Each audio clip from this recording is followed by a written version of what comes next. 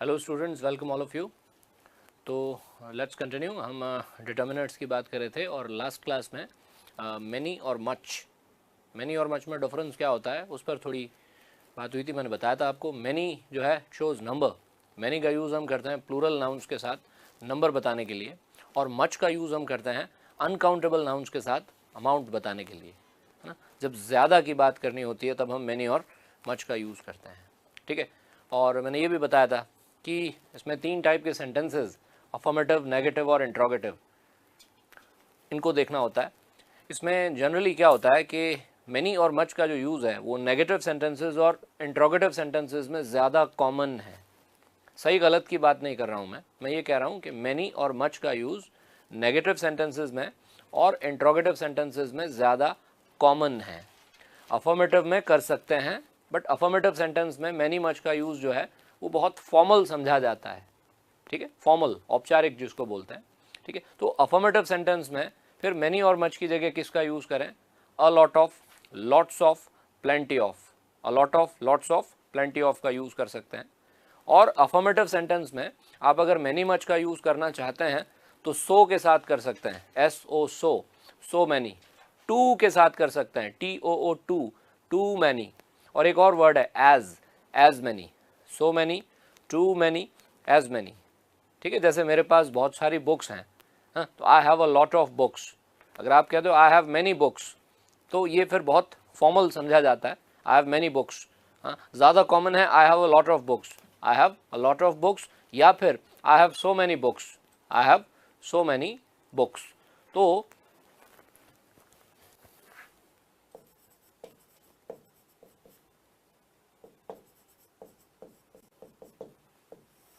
जो डिफरेंस के पॉइंट्स हैं उन्हें हम इस तरह से 3 कॉलम्स बना करके एक बार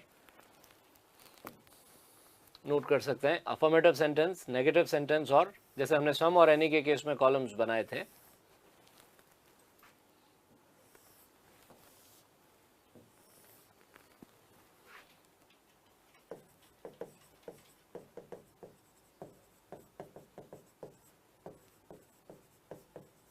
अफर्मेटिव सेंटेंस,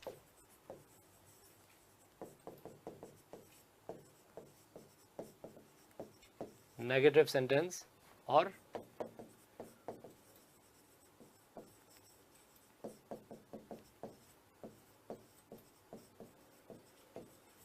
इंट्रोगेटिव सेंटेंस, ठीक है। अब अगर सेंटेंस आपका अफर्मेटिव है तो प्रेफरेबली या ज़्यादा कॉमनली आप यूज़ करते हैं किसका? अ लॉट ऑफ का।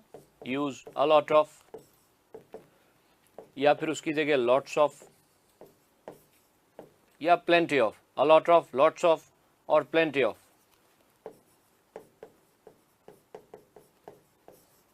ये मैंने आपको लास्ट क्लास में बताया था। अ लॉट ऑफ, लॉट्स ऑफ और प्लेंटी ऑफ का यूज़ दोनों ही टाइप के नाउन्स के साथ आप कर सकते हैं, प्लूरल नाउन्स के साथ, अनकाउंटेबल नाउन्स के साथ, मतलब मैनी की जगह और मच की जगह अफर्मेटिव सेंटेंस में, ठीक है। If your sentence is negative, अगर आपका सेंटेंस नेगेटिव है तो नेगेटिव सेंटेंस में फिर आप यूज़ करते हैं मैनी और मच का, मैनी एंड मच। वो नाउन के टाइप को देखते हुए, अगर नाउन आपका प्लूरल है तो मैनी, और नाउन अगर आपका अनकाउंटेबल है तो मच, ठीक है। इंट्रोगेटिव सेंटेंस में, क्वेश्चंस में many much, use many and much, ठीक है। अब अगर आपका सेंटेंस अफर्मेटिव है तो अफर्मेटिव सेंटेंस में आप यूं भी मैनी मच का यूज़ कर सकते हैं वैसे, ठीक है, वो गलत नहीं है, वो फॉर्मल है। लेकिन जनरली मैनी मच का यूज़ अफर्मेटिव सेंटेंस में लोग जब करते हैं तो 3 वर्ड्स के साथ, सो, टू और as, S O so, T O O too और एक ए एस एज। तो use many and much, use many and much with so, too and as. इन 3 वर्ड्स के साथ, सो, टू, एज।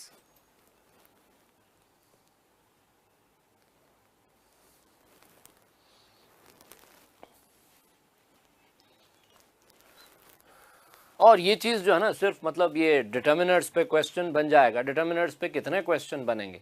अगर हम यूसेज और वोकैबुलरी वाला, ग्रामर वाला जो पार्ट है 50 मार्क्स का, अगर हम उसको ध्यान में रखें तो डिटर्मिनर्स पर कितने क्वेश्चन आ जाएंगे? 2, मैक्सिमम 3, इससे ज़्यादा नहीं। भाई एक question fill in the blanks में पूछ लिया, एक क्वेश्चन उसने करेक्शन का पूछ लिया, इससे ज़्यादा क्वेश्चन नहीं आने वाले आर्टिकल्स के और डिटर्मिनर्स के इनके, ठीक है। तो ये जो डिटर्मिनर्स की स्टडी है, ये मैंने आपको पहले लास्ट क्लास में भी बताया था, ये सिर्फ हम उन 2 या 3 क्वेश्चंस के लिए नहीं कर रहे, ये हम कर रहे हैं उसके लिए जो हमारा कॉम्पोजिशन पार्ट है, हाँ, ऐसे राइटिंग, प्रेसी राइटिंग वगैरह, ठीक है। क्योंकि उसमें ये डिटर्मिनर्स की मिस्टेक जो है ये बहुत एक सिली मिस्टेक हो जाती है ना। तो ये some, any, few, little, many, much, articles की मिस्टेक्स वहाँ हरगिज़ नहीं होनी चाहिए, है ना। तो एक तरह से ये टॉपिक डिटर्मिनर्स का हम उस पर्पस से जो है पढ़ रहे हैं, ठीक है। तो हमारा एम जो है वो एक बड़ा एम होना चाहिए,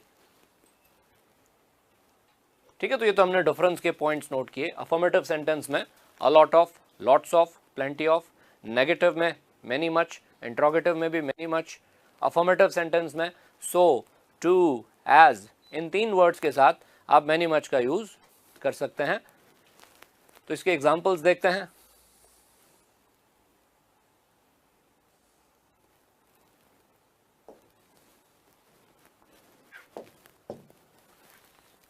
There is blank space pollution.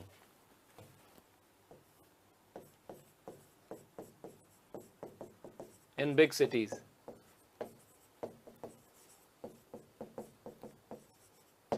There is pollution in big cities.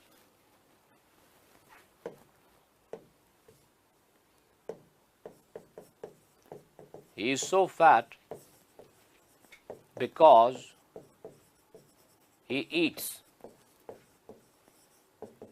blank space butter.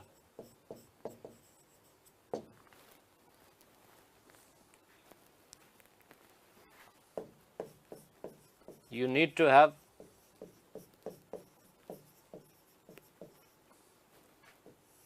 blank space patience to be successful in business.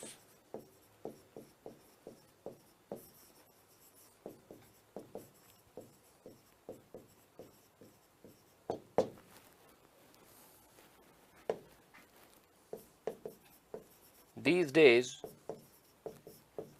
people get blank space information from the internet.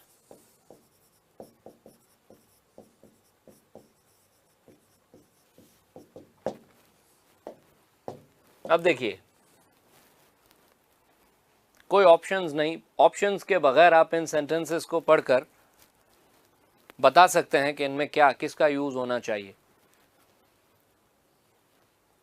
मैंने brackets में 2 determiners, 2 चीज़ें options में नहीं दी हैं, मैंने सिर्फ sentences लिखे हैं। आप इन्हें पढ़ करके बता सकते हैं कि किस में क्या यूज होगा। There is pollution in big cities. सोचने की बात है, बड़े शहरों में पोल्यूशन, प्रदूषण कितना होता है? बड़े शहरों में ट्रैफिक ज़्यादा होता है, ट्रैफिक ज़्यादा होने की वजह से इंडस्ट्री ज़्यादा होती है, इस वजह से वहाँ प्रदूषण ज़्यादा होता है, पोल्यूशन बहुत ज़्यादा होता है। तो बड़े शहरों में थोड़ा सा पोल्यूशन या कम पोल्यूशन नहीं होता, ज़्यादा पोल्यूशन होता है ना। अब ये सेंटेंस कैसा है? अफर्मेटिव सेंटेंस है। तो अफर्मेटिव सेंटेंस में अ लॉट ऑफ का यूज़ ज़्यादा कॉमन है। There is much pollution in big cities. अब आप कह सकते हो, मच का यूज़ कर सकते हो if you want, there is much pollution in big cities, है ना, but it is not common. ये कॉमन नहीं है। हाँ, कॉमन क्या है? There is a lot of pollution in big cities. There is a lot of pollution in big cities. बड़े शहरों में बहुत ज़्यादा पोल्यूशन होता है। ही इज़ सो फैट, वो बहुत मोटा है, बिकॉज ही ईट्स बटर, क्योंकि वो बटर खाता है। अब बहुत मोटा क्यों हुआ? बहुत ज़्यादा बटर खाता है। थोड़ा बहुत बटर तो सब खाते हैं, उससे कुछ नहीं होता, लेकिन अब बहुत ज़्यादा बटर आप खाएंगे तो आप बहुत वेट गेन कर लेंगे और आप बहुत फैट हो जाएंगे। तो ऐसा किसी इंसान के बारे में कहा जा रहा है, ही इज़ सो फैट। हाँ, वो इतना मोटा है क्योंकि वो बहुत ज़्यादा बटर खाता है ना। तो कॉमन सेंस, कभी कभी देखो, इसमें 2-3 चीज़ें, इस तरह के जो क्वेश्चंस होते हैं इनको आंसर करने के लिए हमें 2-3 चीज़ों की ज़रूरत पड़ती है। एक तो जो ग्रामर का नॉलेज है वो, यूसेज ग्रामर का जो नॉलेज है वो डिफरेंस पता होना चाहिए, मैनी में, मच में, अलॉट ऑफ में, जो भी है ना। उसके अलावा कॉम्प्रिहेंशन, कॉम्प्रिहेंशन मीन्स कि सेंटेंस पढ़कर समझ में आना चाहिए कि कह क्या रहा है। और फिर कभी कभी हमें अपना कॉमन सेंस भी यूज़ करना पड़ता है ना, तो कॉमन सेंस यूज़ करें तो एक ज़्यादा अच्छा आंसर जो है वो फिर हमारे माइंड में आता है कि वो बहुत मोटा है, इसका मतलब वो बहुत ज़्यादा बटर खाता होगा, है ना। तो he is so fat because he eats a lot of butter, lot of butter. You need to have patience to be successful in business. वैसे अलॉट ऑफ की जगह लॉट्स ऑफ यूज कर सकते हो, अलॉट ऑफ या lots of आप कह सकते हो। He is so fat because he eats lots of butter. Lots of butter कहा जा सकता है, बट क्या लॉट्स ऑफ से ज़्यादा अच्छा अलॉट ऑफ है? ठीक है, एक होता है फॉर्मल, फॉर्मल इनफॉर्मल, औपचारिक अनौपचारिक। बात करते हैं ना तो एक फॉर्मल लैंग्वेज यूज़ करते हैं, एक इनफॉर्मल लैंग्वेज यूज़ करते हैं, और एक बहुत इनफॉर्मल हो जाते हैं, हाँ। तो बहुत ज़्यादा इनफॉर्मल होना, स्पेशली जब आप ये एसेज वगैरह लिखते हैं ना, तो लैंग्वेज में आपकी जो चॉइस है वर्ड्स की वो ऐसी होनी चाहिए, ऐसे वर्ड्स आप यूज़ करें जो चलन में भी हैं, हाँ, जो बोलने में पढ़ने में अच्छे लगते हों, और बहुत ज़्यादा इनफॉर्मल ना हो। बहुत ज़्यादा आपकी लैंग्वेज जो है वो अनौपचारिक या इनफॉर्मल नहीं होनी चाहिए। बहुत फॉर्मल होने की भी कोशिश ना करें, लेकिन बहुत इनफॉर्मल भी ना हो। तो अगर आप लॉट्स ऑफ यूज़ करते हैं तो लॉट्स ऑफ थोड़ा ज़्यादा इनफॉर्मल है। आप लॉट्स ऑफ यूज़ कर सकते हैं, कह सकते हैं हाँ, he so fat because he eats lots of butter, लेकिन ये ज़्यादा अच्छा है अलॉट ऑफ बटर। तो आप अलॉट ऑफ को ही याद रखें। फिर अफर्मेटिव सेंटेंस में जब भी आप लिखेंगे कुछ इस तरह का, तो आप अलॉट ऑफ का ही यूज़ करेंगे, ऐसा याद रख लें आप। अच्छा, you need to have patience to be successful in business. Business में सफल होने के लिए आपको पेशेंस रखने की ज़रूरत होती है ना। अब सपोज ये इस तरह से आपसे पूछ लेते हैं question, lot of much. Now much is not wrong, much is not incorrect. अगर आप यहाँ much यूज करते हो तो incorrect तो नहीं है। You need to have much patience to be successful in business. हाँ, व्यापार में, बिजनेस में सफल होने के लिए आपको बहुत धैर्य रखना होता है। तो much is not wrong, लेकिन अब उसने चॉइस दे रखी है a lot of much। तो इसमें फिर हमें समझ जाना चाहिए कि वो हमसे क्या पूछ रहा है। वो हमसे ये पूछ रहा है कि इन दोनों में से ज़्यादा कॉमन कौन सा है।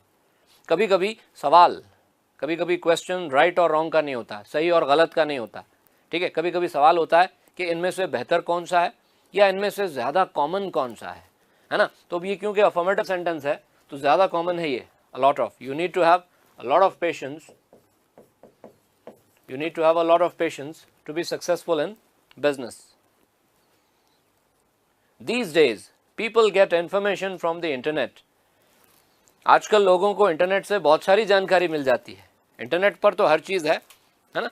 आप जो है कोई भी सर्च इंजन यूज़ करें, गूगल पर कुछ भी टाइप करें, है ना, तो उसके बारे में आपको इतने सारे लिंक्स जो है वो प्रोवाइड कर देता है कि आपको बहुत सारी इन्फॉर्मेशन मिल जाती है। तो आजकल लोगों को जो है वो बुक्स देखने की ज़रूरत भी नहीं पड़ती, इंटरनेट से उन्हें हर तरह की इन्फॉर्मेशन मिल जाती है। इंटरनेट हमें कितनी जानकारी देता है, इंटरनेट हमको कितनी इन्फॉर्मेशन देता है, बहुत सारी इन्फॉर्मेशन देता है। तो these days people gate a lot of information, affirmative sentence है ना, a lot of information from the internet, a lot of।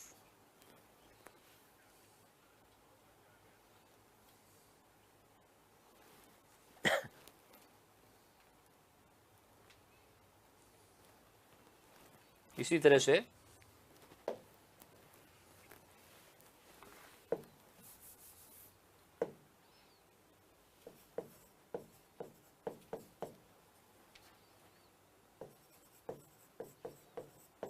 don't make haste,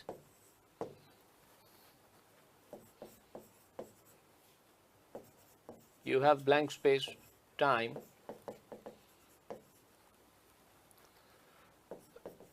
to do it।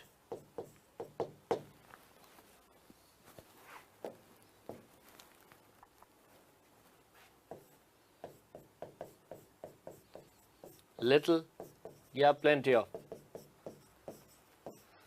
Don't make haste, make haste मतलब जल्दबाजी करना, जल्दबाजी मत करो। You have time to do it, you have blank space time to do it, plenty of या little.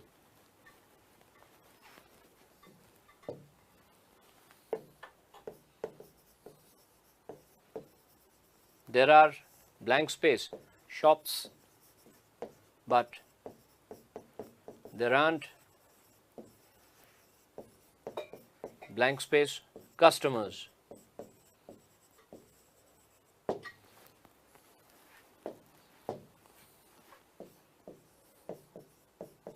A lot of, many. दो blanks हैं, किस blank में किसका यूज करना है? There are blank space shops but there aren't blank space customers.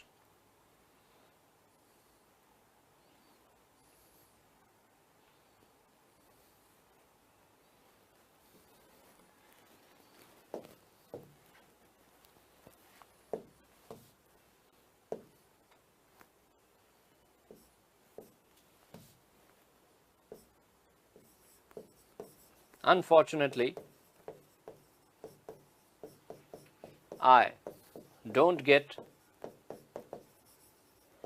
blank space time to read books.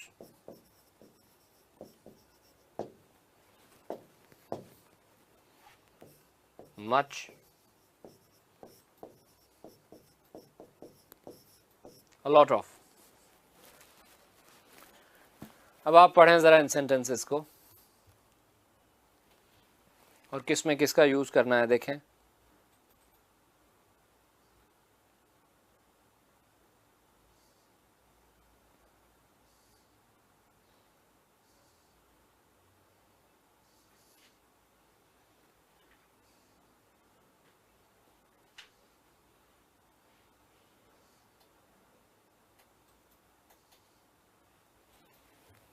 पहला sentence क्या कह रहा है? डोंट मेक हेस्ट, जल्दबाजी मत करो. जल्दबाजी क्यों मत करो? क्योंकि तुम्हारे पास इस काम को करने के लिए बहुत सारा समय है. जब आप किसी से कहते हो ना जल्दबाजी मत करो, तो इसका मतलब उन्हें जल्दबाजी करने की ज़रूरत नहीं है.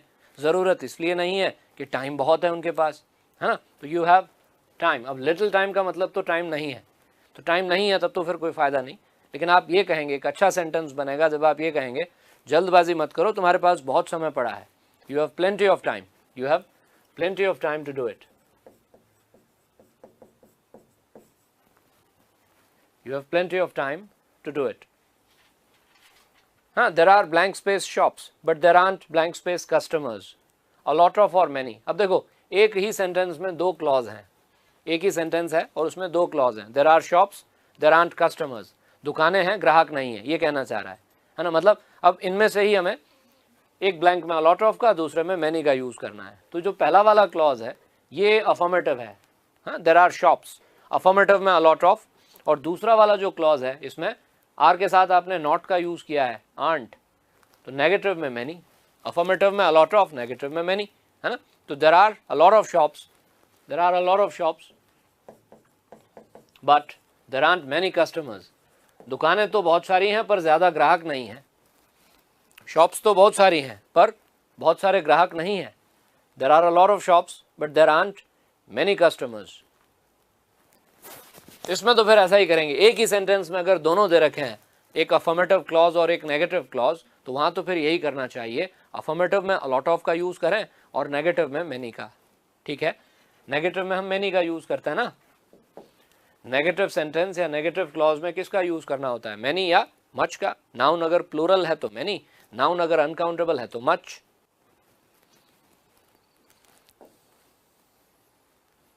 Unfortunately I don't get time to read books. Unfortunately मतलब ये दुर्भाग्य की बात है. ये दुर्भाग्य की बात है कि मुझे किताबें पढ़ने का ज़्यादा टाइम नहीं मिलता है. नहीं मिलता है, नेगेटिव सेंटेंस है. आई डोंट गेट, तो नेगेटिव में फिर मच. अलॉट ऑफ का यूज़ अब करने को नेगेटिव में कर सकते हैं. देखो अब इसमें है ना, हम ये नहीं कह सकते कि बिल्कुल नहीं करना है, कई बार करते हैं. ठीक है, लेकिन हमें जो है ना, एक वो जिसको कहते हैं एक अच्छा यूज़, एक ज़्यादा कॉमन यूज़, या हमें अपने लिए क्या याद रखना है, हमें क्या करना है. करते कुछ भी होंगे लोग, लेकिन हमको क्या करना है, हाँ, उसको अगर हम ध्यान में रखें तो अफर्मेटिव सेंटेंस में a lot of, lots of, plenty of. Negative में मैनी मच, और क्वेश्चंस में भी मैनी मच का यूज़ करना है. ठीक है ना. तो अब ये नेगेटिव सेंटेंस है तो इसमें हम मच का यूज़ करेंगे. I don't get much time to read books. Unfortunately I don't get much time to read books. मुझे बुक्स पढ़ने का ज़्यादा वक्त नहीं मिलता.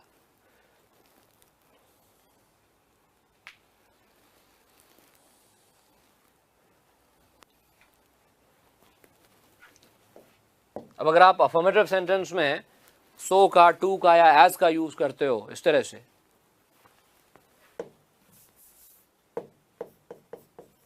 he made so blank space plans but none of them worked.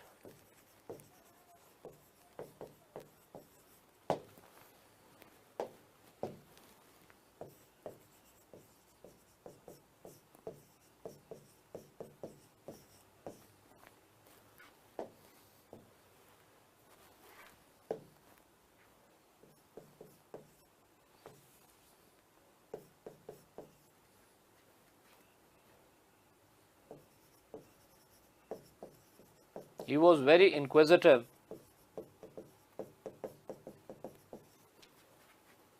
in his childhood.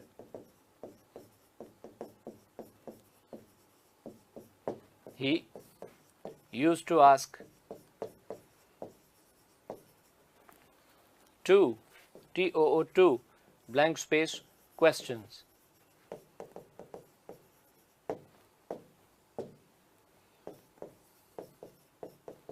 A lot of, yeah, many.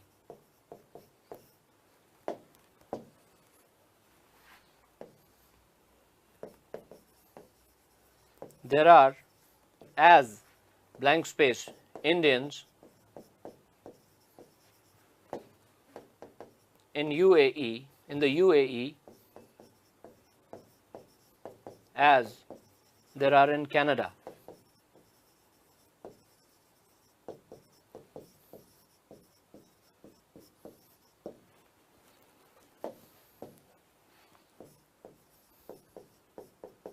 A lot of, चलो इसमें a lot of नहीं डालते, इसमें much और many.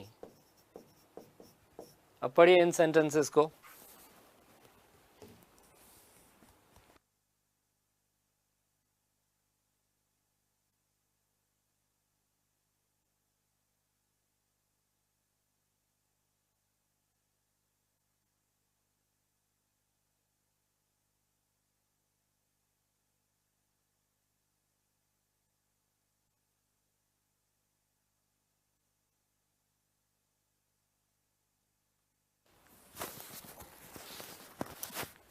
He made so plans but none of them worked, है ना. अब इसको बट वाले क्लॉज को छोड़ो, जो खाली जगह जो ब्लैंक स्पेस दे रखा है ना, वो दे रखा है अफर्मेटिव क्लॉज में. मतलब जिस क्लॉज में हमें डिटर्मिनर यूज करना है, ये एक अफर्मेटिव क्लॉज है. अब अफर्मेटिव में जब सो का यूज हो जाता है तो सो के साथ अ लॉट ऑफ का यूज नहीं करते, सो के साथ फिर मैनी या मच का यूज करते हैं. तो हम ये कहेंगे ही मेड सो मैनी प्लान्स. उसने प्लान्स तो बहुत सारे बनाए पर नन ऑफ देम वर्कड. उनमें से कोई भी प्लान जो है वो काम का नहीं था. मतलब कोई भी प्लान सक्सेसफुल नहीं हुआ. Plan did not work. हाँ, प्लान डिड नॉट वर्क का मतलब कि उस प्लान ने काम नहीं किया, यानी वो प्लान सफल नहीं हुआ. तो उसने बहुत सारे प्लान्स बनाए लेकिन उनमें से एक भी प्लान सफल नहीं हुआ. हाँ, तो सो के साथ many, he made so many plans. अब सो को अगर हटा देते हैं तो अ लॉट ऑफ का यूज कर सकते हैं. कह सकते हैं he made a lot of plans, he made a lot of plans but none of them worked. तो या तो ये कहें he made a lot of plans या he made so many plans. ठीक है, एक ही बात है. ही वॉज वेरी इंक्विजिटिव. इंक्विजिटिव कौन होता है? इंक्विजिटिव वो होता है जो बहुत ज़्यादा इंक्वायरी करता है, जो बहुत ज़्यादा क्यूरियस, जिज्ञासु होता है, जो बहुत ज़्यादा चीज़ों को जानना चाहता है, हर चीज़ की इंक्वायरी करता है, हर चीज़ के ऊपर सवाल पूछता है, ये क्या है. जनरली छोटे बच्चे होते हैं ना, 5 साल की उम्र के, इस उम्र के बच्चे जो हैं इंक्विजिटिव होते हैं. ठीक है, वो हर चीज़ के बारे में जानना चाहते हैं और वो अपने पेरेंट्स से पूछते रहते हैं ये क्या है, ये क्या होता है, इसका नाम क्या है. इसको बोलते हैं इंक्विजिटिव. तो ये सेंटेंस कह रहा है कि वो अपने बचपन में बहुत इंक्विजिटिव था. अब जब वो बहुत ज़्यादा इंक्विजिटिव था, इंक्विजिटिव तो जनरली बच्चे होते हैं, लेकिन आप उसके बारे में कह रहे हो कि ही वॉज वेरी इंक्विजिटिव, है ना. वो अपने बचपन में बहुत ज़्यादा इंक्विजिटिव था, है ना. तो बहुत इंक्विजिटिव था तो इसका मतलब वो बहुत सारे सवाल पूछता होगा, है ना. तो he used to ask 2 blank space questions. अब 2 आ गया, अफर्मेटिव सेंटेंस में 2 आ गया, तो 2 के साथ अ लॉट ऑफ का यूज नहीं करते, 2 के साथ मैनी का यूज करते हैं. क्वेश्चंस एक प्लूरल नाउन है इसलिए. ऊपर वाले सेंटेंस में प्लान्स भी एक प्लूरल नाउन था, यहाँ पे क्वेश्चंस भी एक प्लूरल नाउन है। He used to ask too many questions, he was very inquisitive, he used to ask too many questions. वो बहुत इंक्विजिटिव था, बहुत सारे सवाल पूछा करता था। अब टू को हटाकर आप a lot of का यूज कर सकते हो, कह सकते हो he was very inquisitive, he use to ask a lot of questions। तो या तो a lot of questions या too many questions, दोनों सही है। There are as blank space Indians in the UAE as there are in Canada। UAE में, United Arab Emirates में उतने ही भारतीय हैं जितने कनाडा में हैं। जितने इंडियंस कनाडा में बसे हैं उतने ही इंडियंस जो हैं वो यूएई में भी रहते हैं, है ना। अफर्मेटिव सेंटेंस है, जितने यहाँ हैं उतने वहाँ हैं। As many as, as many as, as के साथ मैनी, तीन वर्ड्स बताए थे ना, so, too, as. Affirmative sentence में, अफर्मेटिव क्लॉज में सो के साथ मैनी या मच, टू के साथ भी मैनी या मच, उसी तरह से एज के साथ भी मैनी या मच। अब यहाँ नाउन प्लूरल है इंडियंस, तो इसके साथ हम मैनी यूज करेंगे। There are as many Indians in the UAE as there are in Canada. जितने इंडियंस कनाडा में हैं उतने ही, जितने यूएई में हैं उतने ही कनाडा में हैं।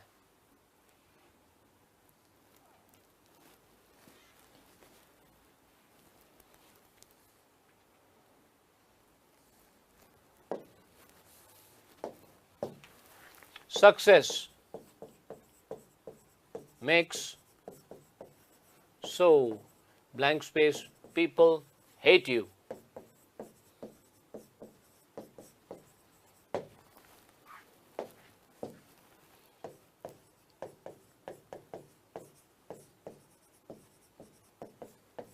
A lot of या many।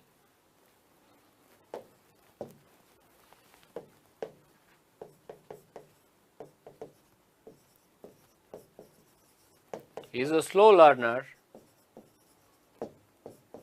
he takes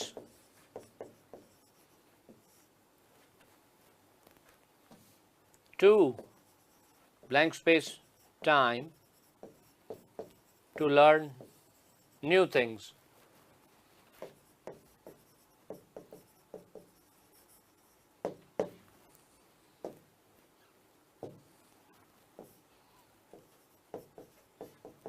A lot of या much।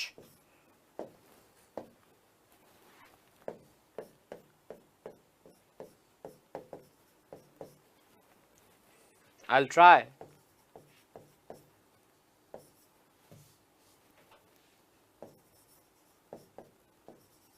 and get as blank space information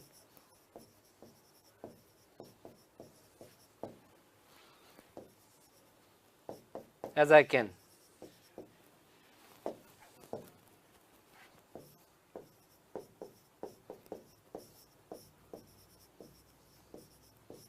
अब जरा इन सेंटेंसेस को देखिए।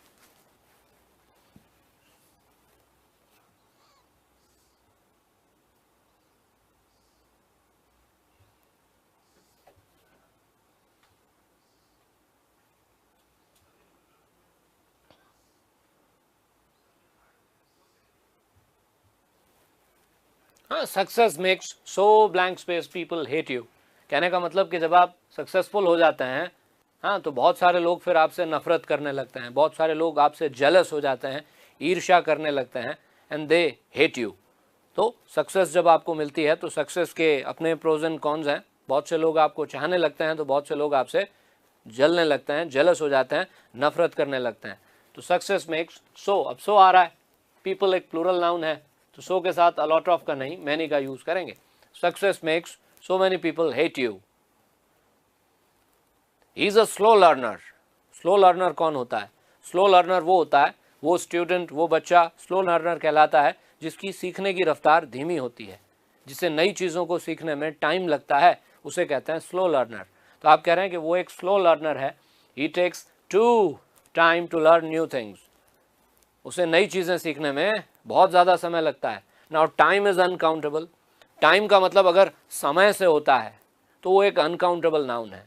वैसे टाइम को अगर आप वो होता है 1 टाइम 2 टाइम्स 3 टाइम्स इस तरह से यूज़ करते हो तो वो काउंटेबल होता है। बार, एक बार, 2 बार, हाँ, I have done it 2 times, मैंने ऐसा 2 बार किया है, 2 टाइम्स, तो आपने 2 और टाइम्स उसका प्लूरल भी बना दिया। तो टाइम एक ऐसा नाउन है जो एक दूसरे मीनिंग में काउंटेबल भी हो सकता है। टाइम का मतलब अगर बार से है, काउंटेबल है, और समय के सेंस में जब हम टाइम यूज़ करते हैं तो जनरली अनकाउंटेबल नाउन की तरह यूज़ करते हैं उसका, है ना। तो he takes too much time, too को हटाकर आप अ लॉट ऑफ का यूज़ कर सकते हैं। He is a slow learner, he takes a lot of time to learn new things. He is a slow learner, he takes too much time to learn new things.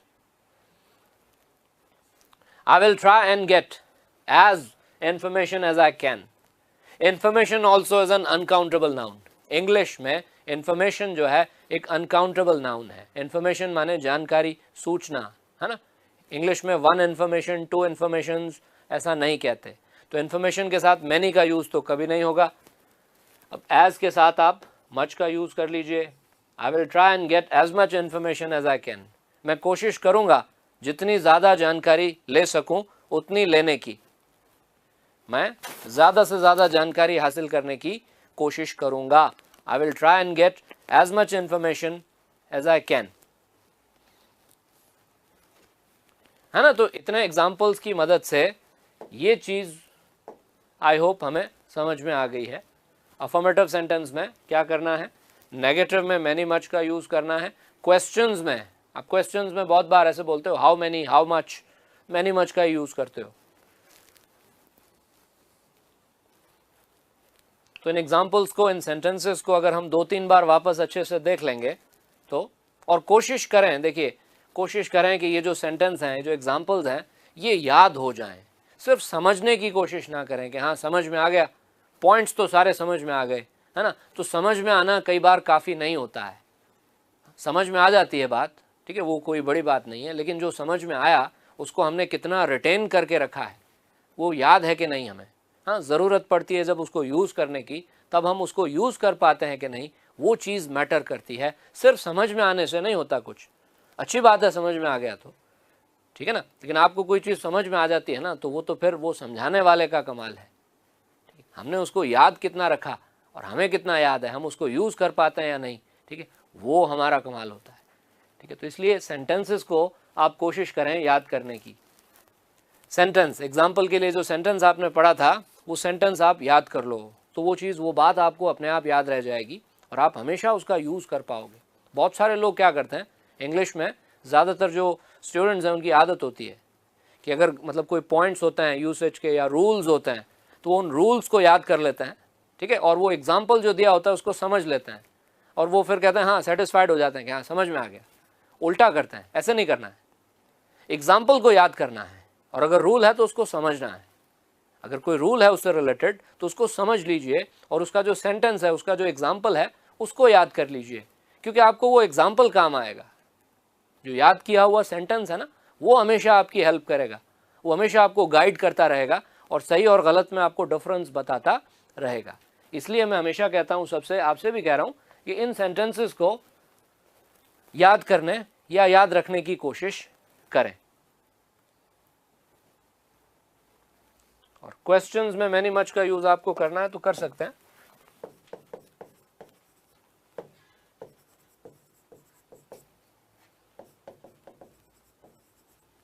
How many times have you done it before? तुमने ये काम पहले कितनी बार कर रखा है? ये काम तुमने पहले कितनी बार किया है? How many times have you done it before?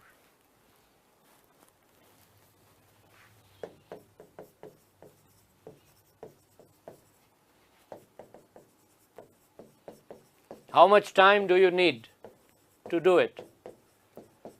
How much time do you need to do it? ये काम करने के लिए तुम्हें कितना टाइम चाहिए? अब यहाँ पे देखो, टाइम के साथ मच, ऊपर वाले सेंटेंस में टाइम्स के साथ मैनी, है ना, तो ये टाइम अनकाउंटेबल है और ऊपर वाले सेंटेंस में वो countable noun.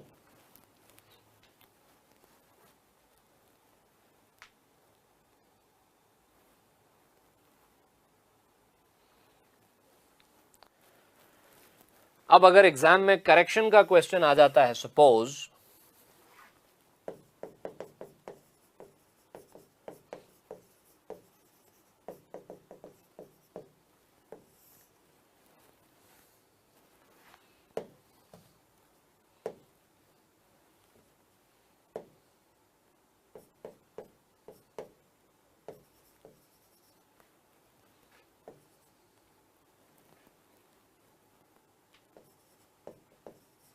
it was a big scam.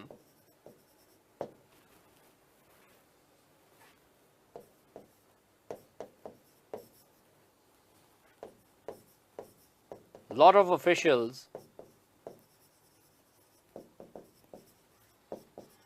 were involved in it. इसमें क्या करेक्शन है? It was a big scam. Lot of officials were involved in it.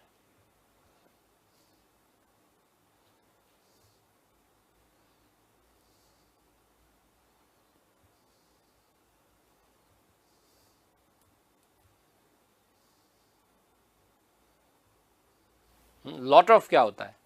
Lot of तो कुछ नहीं होता ना, या तो होता है अलॉट ऑफ या होता है लॉट्स ऑफ, ठीक है ना, या तो होता है अलॉट ऑफ या फिर होता है लॉट्स ऑफ, ये दोनों ही सही है, अलॉट ऑफ या लॉट्स ऑफ। लेकिन अगर आप लॉट ऑफ का यूज करते हो तो लॉट ऑफ इज नथिंग, तो यहाँ पे क्या लिखा है? Lot of. लॉट ऑफ नहीं होता कुछ, क्या होता है? अलॉट ऑफ या lots of. It was a big scam, a lot of officials were involved in it. वो एक बहुत बड़ा स्कैम था और बहुत सारे अधिकारी, बहुत सारे ऑफिशियल्स उसमें शामिल थे, इन्वॉल्व थे, a lot of officials, ठीक है। तो अगर कहीं सिर्फ लॉट ऑफ दिखाई दे आपको तो वो एक मिस्टेक है, लॉट ऑफ नहीं होता है, या तो अलॉट ऑफ होता है या फिर लॉट्स ऑफ होता है, अलॉट ऑफ या लॉट्स ऑफ, ठीक है।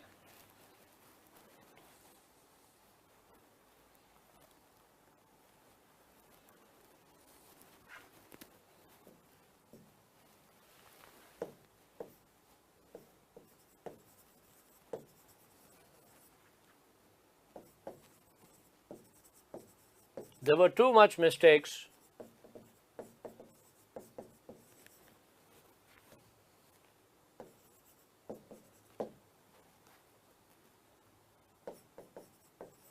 in the essay that he wrote.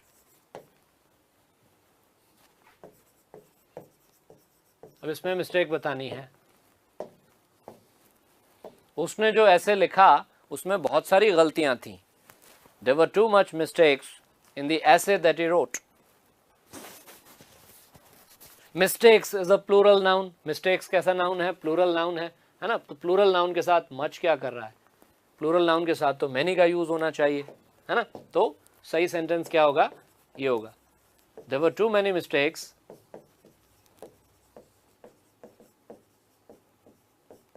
in the essay that he wrote. In the essay that he wrote. जो ऐसे उसने लिखा था उसमें बहुत सारी मिस्टेक्स थी। तो ये मतलब ये एक कॉमन मिस्टेक है, पूछा जाता है बहुत बार। सेंटेंस में प्लूरल नाउन के साथ मच दे रखा होता है और आपसे कहा जाता है कि इसमें अगर कोई करेक्शन है तो उसको करें। तो प्लूरल नाउन के साथ मच को तो हमेशा करेक्शन की ज़रूरत होती है, प्लूरल नाउन के साथ मच का नहीं, मैनी का यूज़ करते हैं, ठीक है। और इसी तरह से अनकाउंटेबल नाउन के साथ अगर मैनी का यूज़ करके दे रखा हो तो वो भी एक मिस्टेक है, क्योंकि मैनी हमेशा प्लूरल नाउन्स के साथ ही आता है।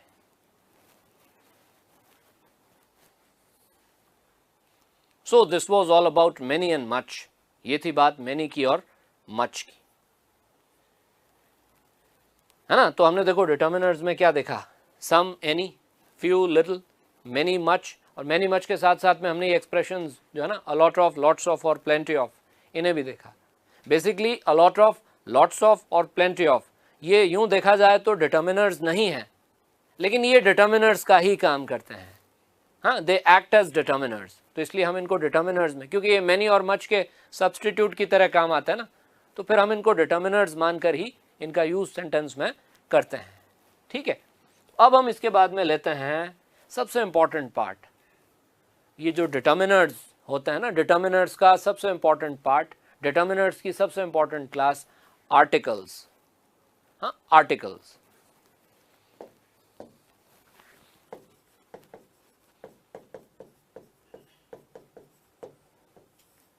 आर्टिकल्स अब ये बहुत इंपॉर्टेंट है। देखो, आर्टिकल्स सिर्फ इसलिए इंपॉर्टेंट नहीं है क्योंकि आर्टिकल्स का एरर पूछ लेगा आपसे, सेंटेंस करेक्शन का एक आधा सवाल आ जाएगा। आर्टिकल्स तो इंपॉर्टेंट हैं क्योंकि बहुत सारे सेंटेंस जब हम लिखते हैं या जब हम बोलते हैं, इंग्लिश के सेंटेंसेस को जब हम लिखते हैं या जब हम बोलते हैं, तो बहुत सारे सेंटेंसेस में आर्टिकल्स का यूज़ हमें करना होता है। आर्टिकल के बगैर सेंटेंस बन तो सकते हैं, लेकिन ऐसे कम सेंटेंस हैं जो जिसमें अ, एन या द का यूज़ नहीं हुआ हो। आपको पता है THE द इंग्लिश का सबसे ज़्यादा यूज़ होने वाला वर्ड है। इंग्लिश में सबसे ज़्यादा कौन सा वर्ड यूज़ होता है? THE the, definite article. ठीक है, is the most commonly used word in English. The, THE the is the most commonly used word in English. तो आप समझ जाइए इसका कितना इंपॉर्टेंस होगा।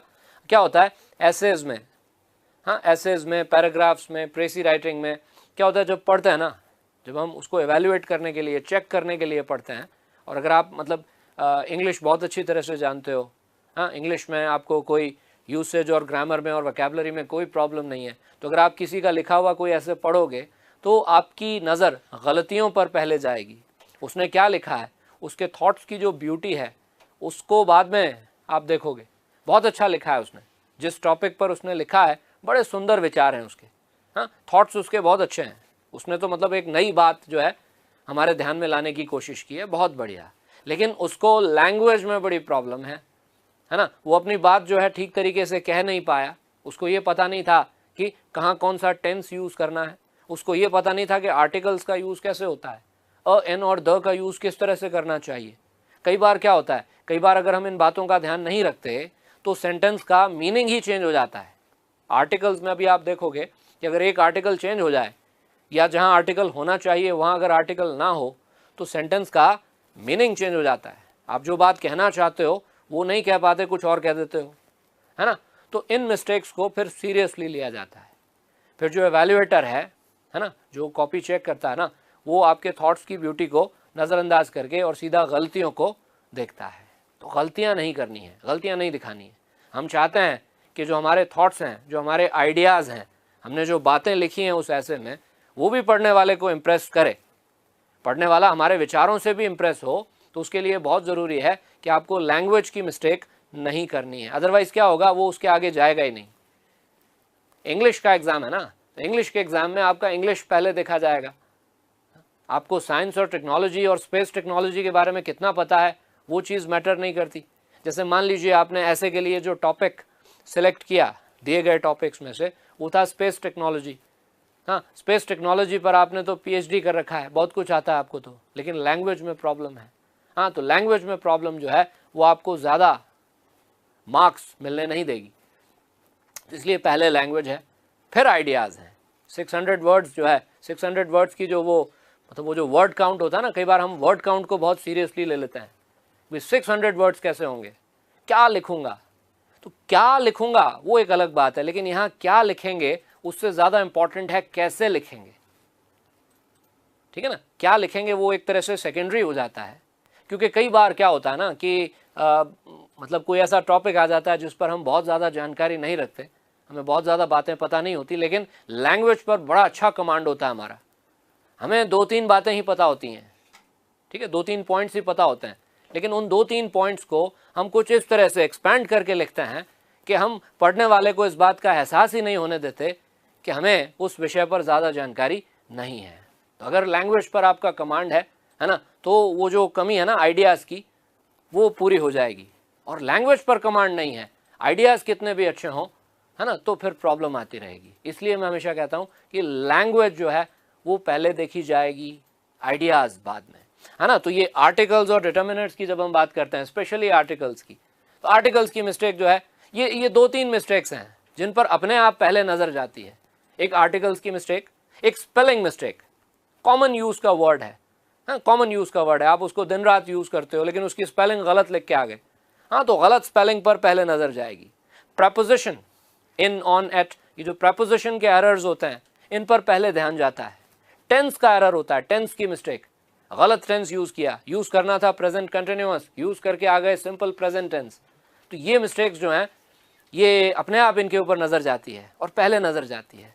तो ये मिस्टेक्स तो हरगिज नहीं करनी। कौन कौन सी?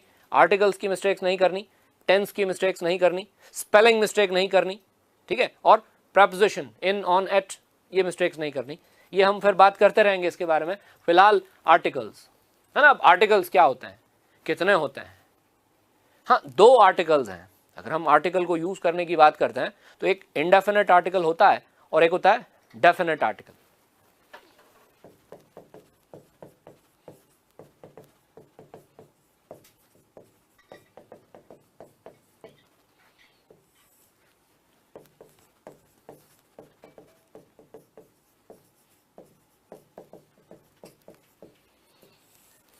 इंडेफिनेट आर्टिकल और डेफिनेट आर्टिकल, और एक होता है नो आर्टिकल।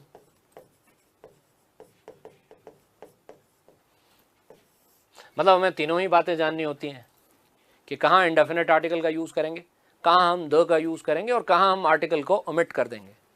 इंडेफिनेट आर्टिकल में क्या आता है? ये THE द, इसको हम डेफिनेट आर्टिकल कहते हैं। और नो आर्टिकल मीन्स कोई भी आर्टिकल यूज नहीं करना है।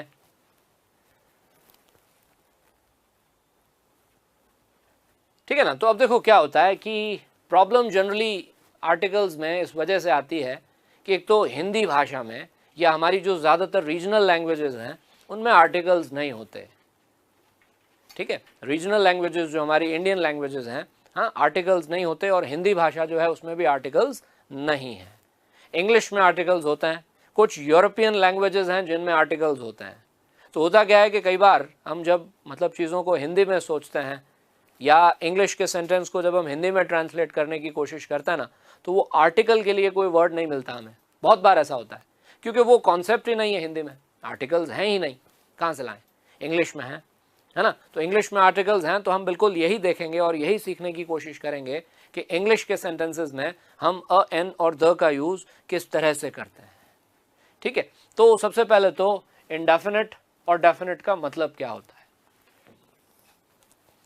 Indefinite, indefinite means not definite, अनिश्चित। हिंदी वर्ड अगर यूज करें इसके लिए, अनिश्चित, कोई ऐसी चीज जो निश्चित नहीं है, जो डेफिनेट नहीं है, उसे इंडेफिनेट कहते हैं। और कोई ऐसी चीज जो निश्चित है, जो डेफिनेट है, जिसके बारे में पहले से पता है, तय है, वो डेफिनेट है। तो होता क्या है कि बात करते टाइम, बोलते वक्त आप कभी कभी किसी ऐसी चीज का जिक्र करते हो, किसी ऐसी चीज के बारे में बात करते हो जिसके बारे में सामने वाला इंसान कौन? आपका लिसनर। लिसनर कौन होता है? जो आपकी बात को सुनता है ना। तो आप कई बार किसी ऐसी चीज की बात करते हैं जिसके बारे में लिसनर को पता नहीं होता, पहले से लिसनर उस चीज को नहीं जानता, है ना। तो लिसनर के लिए वो चीज जो है इंडेफिनेट है, अनिश्चित है। तो ऐसी चीजों का जिक्र करते वक्त उन चीजों के नाम के साथ हम अ या एन यानी इंडेफिनेट आर्टिकल का यूज करते हैं। ठीक है, और कभी कभी जब हम बात करते हैं ना, तो किसी ऐसी चीज की बात हम कर रहे होते हैं जिसके बारे में हमारा लिसनर मतलब सामने वाला व्यक्ति जो हमारी बात सुन रहा है, हमारा लिसनर जो है वो उस चीज के बारे में पहले से जानता है, उसको मालूम होता है, उसको पता होता है कि हम किस चीज के बारे में बात कर रहे हैं, है ना। तो तब हम उसके साथ डेफिनेट आर्टिकल यानी THE द का यूज करते हैं। जैसे मान लीजिए अगर मैं कहता हूं अ हाउस और the house, a house the house, मैंने कोई सेंटेंस नहीं बनाया, मैंने ऐसे ही अ हाउस द हाउस। तो जब आप कहते हो अ हाउस, तो अ हाउस का मतलब कोई एक मकान, कोई एक घर। कौन सा? ये लिसनर को नहीं मालूम। आपने कहा अ हाउस, एक मकान, एक घर। लेकिन जब आप कहते हो द हाउस, तो द हाउस का मतलब होता है वो मकान, वो घर। मतलब किसी खास, किसी नोन, किसी निश्चित हाउस के बारे में आप बात करना चाह रहे हैं, है ना। तो वो चीज़ अगर पहले से निश्चित है, डेफिनेट है, तो उसके साथ द, और वो चीज़ पहले से इंडेफिनेट है तो उसके साथ अ या एन यानी इंडेफिनेट आर्टिकल का यूज़ करेंगे। ठीक है, सेंटेंस बना के देख सकते हैं डिफरेंस को समझने के लिए।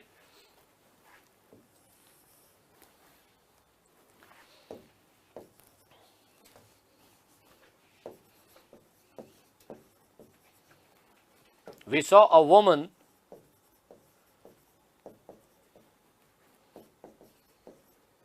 इन the park.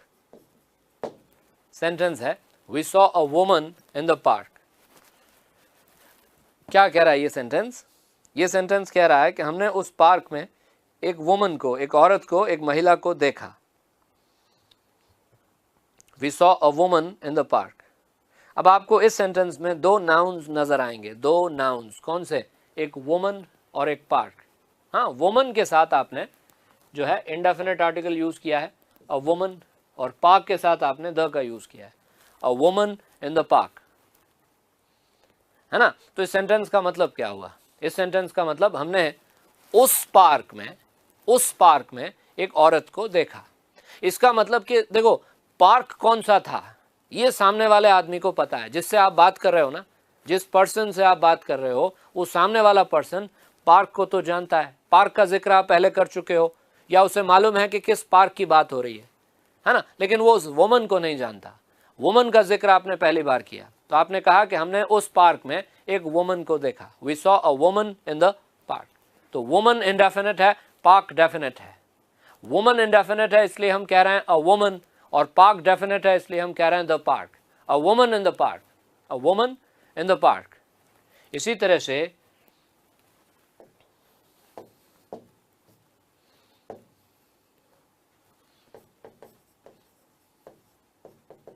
there is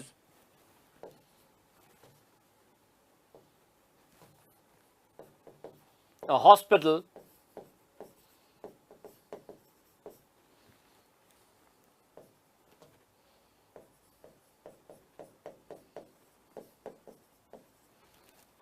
next to the post office.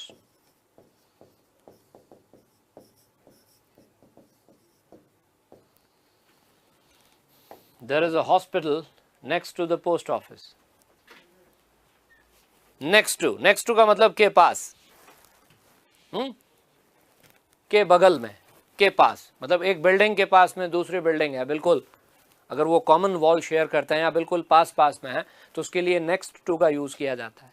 तो आप कह रहे हैं कि उस पोस्ट ऑफिस के पास एक अस्पताल है। वो पोस्ट ऑफिस जो है, उस पोस्ट ऑफिस के पास, उसके बाजू में एक अस्पताल है। अब पोस्ट ऑफिस कौन सा है ये सामने वाले को मालूम है, क्योंकि पोस्ट ऑफिस का जिक्र पहले हो चुका है। पहले किसी सेंटेंस में बात करते वक्त आप बता चुके हो कि भाई हाँ वो पोस्ट ऑफिस है। तो the person, the listener knows about the post office. Listener जो है वो पोस्ट ऑफिस को तो जानता है, लेकिन हॉस्पिटल का जिक्र आपने पहली बार किया। उसे नहीं मालूम कि वो अस्पताल कौन सा है, लेकिन उसे ये पता है कि वो पोस्ट ऑफिस कौन सी है। तो पोस्ट ऑफिस डेफिनेट है और हॉस्पिटल इंडेफिनेट है। तो हमने कहा कि there is a hospital next to the post office. उस पोस्ट ऑफिस के पास एक हॉस्पिटल है। हिंदी में अगर आपको ये कहना है कि उस पोस्ट ऑफिस के पास एक अस्पताल है ना, तो इंग्लिश में उसको ऐसे कहोगे। This is how you will say it in English. A hospital next to the post office. A book on the table. There is a book on the table. There is a book on the table. उस table पर एक किताब है। अब फिर से इसमें दो नाउन्स हैं, बुक और टेबल। टेबल कौन सी है लिसनर को मालूम है, लेकिन किताब को नहीं जानता वो। आपने कहा उस टेबल के ऊपर एक किताब है। किताब का जिक्र पहली बार किया और टेबल का जिक्र शायद पहले हो चुका है, इसलिए उसे मालूम है कौन सी टेबल है। A book on the table, है ना। तो जो नाउन्स डेफिनेट हैं आपके माइंड में, है ना, आपको मालूम है कि हाँ ये तो डेफिनेट है, उसको पहले से पता है, उसके साथ आप द का यूज़ करें। और जो इनडेफिनेट है उसके साथ आप अ या एन का यूज़ करें। अब ये कैसे? अभी इसमें बहुत सारी बातें हैं, आर्टिकल्स के काफ़ी सारे, बहुत सारे यूसेज हैं। हम एक एक यूज़ को अच्छे से डिस्कस करेंगे, है ना। तो एक बहुत ही क्लियर पिक्चर जो है वो माइंड में बन जाएगी, है ना। और ये बहुत इंपॉर्टेंट है, इसको साथ साथ में आप नोट करें, ठीक है। ये तो जो है, जो मैं लिख रहा हूँ, ये आपको इसका वो जो PDF फॉर्म में ये सब चीज़ें मिल जाएंगी, लेकिन साथ साथ में आप उसको लिखते भी रहें। पेन और नोटबुक जो है उसका आप भरपूर यूज़ करें, लिखें। जो मैं बोलता हूँ कुछ ऐसा पॉइंट तो उसको भी नोट करें, ठीक है। ये बहुत काम आती हैं चीज़ें। इन चीज़ों को जितना सीरियसली लेंगे उतना हमारा जो मतलब वो मिस्टेक करने की जो टेंडेंसी है, हाँ, या जो आदत है, वो अपने आप कम हो जाएगी। ये तो सिर्फ एग्जाम्पल्स थे। अब हम सबसे पहले बात करेंगे इंडेफिनेट आर्टिकल की।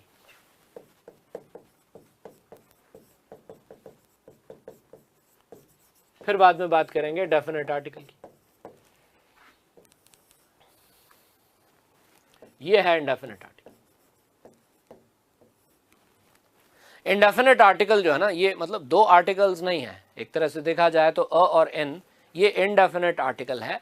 ये एक ही आर्टिकल है लेकिन इसके दो फॉर्म्स हैं, FORMS, फॉर्म्स, है ना। आप ये कह सकते हो कि the indefinite article has two forms, the indefinite article has two forms.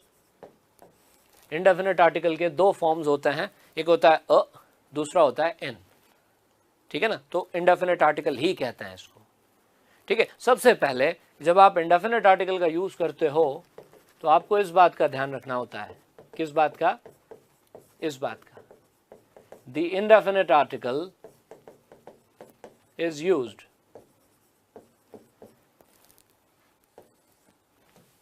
Before singular countable nouns, before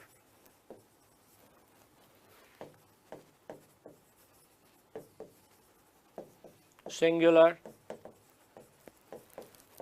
countable nouns, singular countable nouns।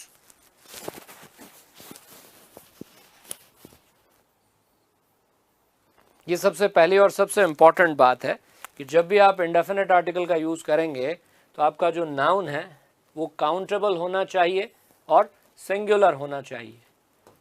Countable, singular, मतलब नाउन अनकाउंटेबल नहीं होना चाहिए और प्लूरल नाउन भी नहीं होना चाहिए, तो आप उसके साथ अ या एन का यूज कर सकते हो। हाँ, मतलब आप ये नहीं कह सकते अ पीपल, नहीं कह सकते, क्योंकि पीपल का मतलब लोग, प्लूरल नाउन है ये। आप ये थोड़े ना कहते हो एक लोग। हाँ, अ पीपल नहीं हो सकता। हाँ, अ पर्सन हो सकता है, एक व्यक्ति, अ पर्सन, क्योंकि पर्सन कैसा नाउन है? Person is a singular countable noun, तो you can say a person, but you cannot say a people. आप ये नहीं कह सकते a schools, है ना। आप कह सकते हैं a school, प्लूरल नाउन के साथ a n का यूज नहीं करते। आप a water नहीं कह सकते, water is uncountable। आप a money नहीं कह सकते, money is uncountable, ठीक है ना। तो a people नहीं हो सकता, a person हो सकता है, अ स्कूल्स नहीं हो सकता, अ स्कूल हो सकता है, अ वाटर नहीं हो सकता, अ मनी नहीं हो सकता। The noun must be countable and singular. Indefinite article के साथ जो नाउन है वो काउंटेबल हो और सिंगुलर हो, ये सबसे पहली बात।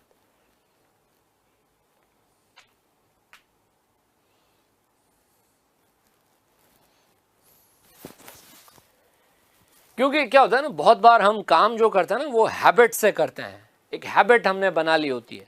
तो जब तक एक कॉन्शियस एफर्ट लगाकर उस हैबिट को हम बदलते नहीं तब तक वो बदलती नहीं है। कई बार नॉलेज होता है, कई बार क्या होता है, we know the right thing, हमें पता होता है सही चीज़ क्या है, लेकिन जब हम लिखते हैं, जब हम करते हैं ना, तब गलत करते हैं, क्योंकि वो गलत करने की एक आदत हमने बना ली होती है और उसको हमने बदला नहीं होता। तो जब तक उस आदत को, उस हैबिट को चेंज करने की कोशिश नहीं करेंगे ना, तब तक वो फिर गलती होती रहेगी, है ना। तो ये फिर जो बातें हैं, ठीक है, ये इन्हें याद रखना बहुत ज़रूरी है, ये बहुत इंपॉर्टेंट है। नाउन के टाइप, डिटर्मिनर्स का मैंने पहले बताया था आपको, डिटर्मिनर्स का जो सारा गेम है वो नाउन का टाइप और सेंटेंस का टाइप, ठीक है, इस पर बेस्ड है। आपको सेंटेंस का टाइप देखना है, अफर्मेटिव, नेगेटिव, इंट्रोगेटिव, और साथ साथ में आपको नाउन के टाइप का ध्यान रखना है, काउंटेबल और अनकाउंटेबल, ठीक है। तो ये तो हमने नाउन के टाइप के बारे में बात की। अब इसके बाद में नेक्स्ट क्लास में जो है ना, हम बात करेंगे एक तो ये अ एन में डिफरेंस क्या होता है उसकी, और फिर ये इंडेफिनेट आर्टिकल के यूसेस कौन कौन से होता है, हम कहाँ यूज करते हैं इंडेफिनेट आर्टिकल का, ठीक है। तो we will talk about it in the next class. Thank you.